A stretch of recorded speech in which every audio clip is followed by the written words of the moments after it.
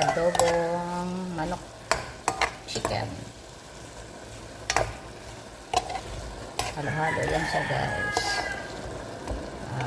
Naipay sa breast, no?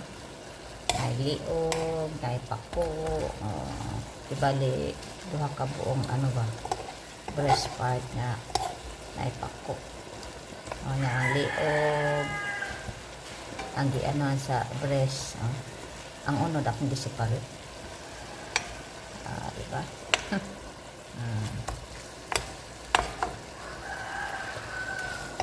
Di marinate daan ako ni. Di, kanang limon sito. Kamanis ka na daan. Paminta, pangagahos. Pag marinate na ko, daan para kamig adobo.